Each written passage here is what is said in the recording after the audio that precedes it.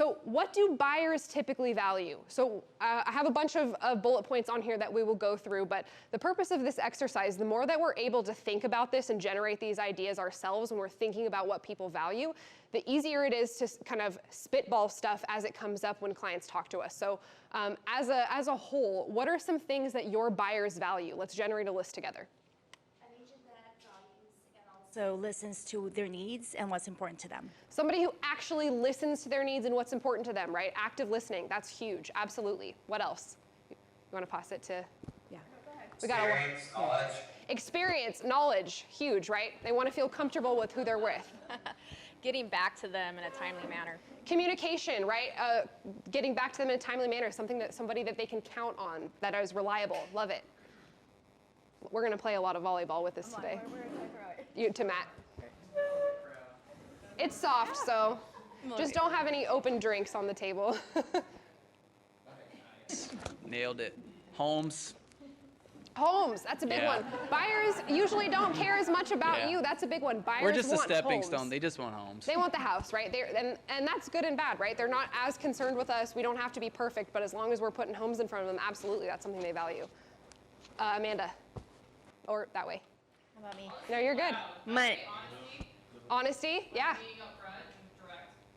Absolutely. Money. Money, right? How do we get a good deal? How do we save money, right? So, right, we talked about a lot of these, right? Expertise. They also value convenience. They want somebody who's a strong negotiator. They want a great deal, right? They want properties and they want a great deal on them.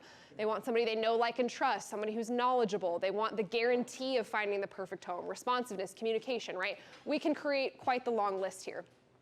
So all of these are similar. So we'll kind of keep this in our back burner in our mind as we start creating some of these value props. What about sellers? Oh, last one. Yes, hand-holding or control of the process. That's another thing that we have to consider is some people want a lot of hand-holding, some people want a lot more control. So does this client value somebody who's going to be in the driver's seat, or do they want you to be in the passenger seat as a support? So figuring out what they value, how they like to work is going to be a big way to show your own value to that person. Sellers. What are some thoughts about sellers? There's a lot of crossover on this too, right? Money, right? They want the most money. This one's really easy. Sellers want to make the most money on their house. What else? That seems obvious. Experience. Experience actually matters way more to a seller than a buyer, right? The buyer's like, I don't know, just show me a house, get me a house, I don't really care, right? Sellers, they need to know that you have experience because you're their direct tie to how much money they're making. Absolutely. And as a follow-up for that experience, I would say negotiating skills. Yeah, your negotiating skills, even though they're important on both sides, the seller is going to be thinking about that a lot more than typically a buyer would be. So that's something they might value at a higher degree. Absolutely. Safety. Safety, can you elaborate on that? Yeah, we're letting people into their homes, right? We're publishing pictures of their children's bedrooms on the internet, frequently accompanied by floor plans. If you don't have a plan to address how to keep them and their family safe and keep their information, confidential and do everything you can. I mean, how many stories have we heard of people, having things stolen at an open house, valuables or prescription medication or, who knows what else. So I think it's an often overlooked element. And if you look at the DISC model, S personalities make up a very large percentage of the population, and their main hot button is safety and security. And so if you're leaving that out, you're missing a giant part of the population. Absolutely. Love that ad, right? How are you going to keep them safe? Go ahead. Exposure and marketing, right? What are you actually going to do to get their house sold? How are you going to make them get that guarantee of a high number for sale? Love it. Any other ideas for what sellers value? Thanks for being my...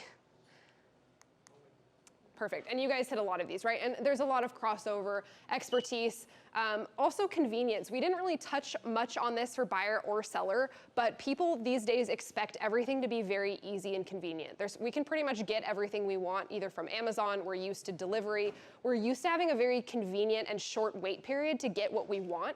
And so even though we don't always think of convenience as a factor that people value, this is almost something that people are assuming they're going to get no matter what, even if they're not outwardly saying, I value convenience, but they're often just expecting it from the get-go. So how convenient are you making it for them to have showings? How convenient are you?